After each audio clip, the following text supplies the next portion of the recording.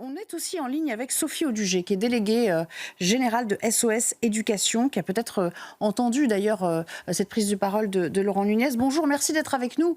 Que se passe-t-il aujourd'hui autour de l'école ? Le préfet nous dit à l'instant, non, il ne faut pas généraliser. Néanmoins, on pourrait aussi citer l'exemple de hier, où vous le savez, une crèche se retrouve à être sécurisée par des policiers municipaux parce qu'elle se trouve en plein cœur du trafic de drogue. On a l'impression qu'il n'y a plus de sanctuaire contre la violence de notre société. Elle s'invite partout au mépris de l'innocence. Est-ce que ça vous inquiète ?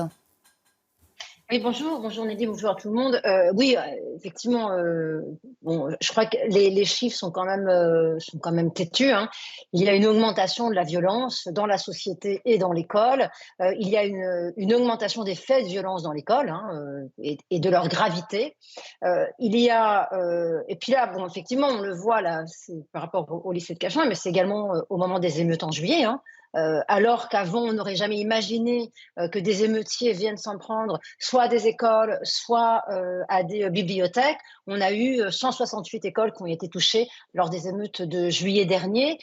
Ça veut dire qu'effectivement, l'école d'abord n'est plus un sanctuaire, c'est-à-dire que quand on passe la porte de l'établissement scolaire, on n'est plus en sécurité, mais aussi elle a perdu son côté sacré, c'est-à-dire que ce qui représente un espace où on accueille l'enfant pour l'instruire, eh bien, c'est pas un espace, en tous les cas, que certains considèrent qu'on doit protéger, qu'on doit préserver et auquel on ne peut pas s'attaquer. Voilà. Ça veut dire qu'on va aller vers une systématisation de sécurisation des établissements. On se souvient du débat il y a encore quelques mois, on disait il faudra peut-être mettre des portiques aux abords des établissements.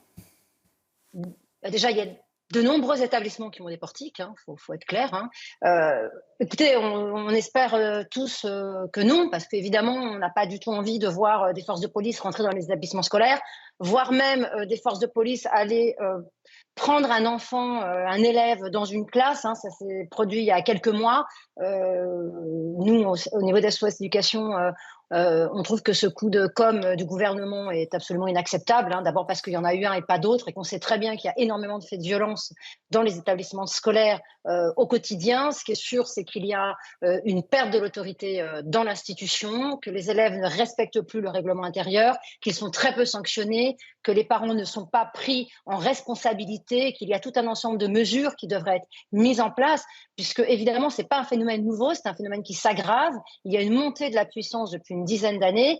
Ce n'est pas avec des mesurettes qu'on réglera le problème. Il faut avoir une approche systémique. Il faut reprendre la question du rôle de l'école et de la manière dont on réinstalle l'autorité à l'école dès les petites classes, hein. On voit que également, hein, notamment tout ce qui est les classes de primaire, hein, on a de plus en plus de violence à ces niveaux de classe. La violence est de plus en plus jeune. Les jeunes sont violents de manière beaucoup plus forte, sans aucune limite. Donc tout cet ensemble-là, si vous voulez, constitue des faits qui nous imposent de repenser le système globalement, avec des prises en charge très tôt et véritablement des réformes pour l'institution scolaire qui sont des réformes majeures. Merci beaucoup Sophie Audugé d'avoir répondu à nos questions cet après-midi dans la foulée de cette interview que nous avons eue avec Laurent Nunez grâce à nos équipes à Cachan.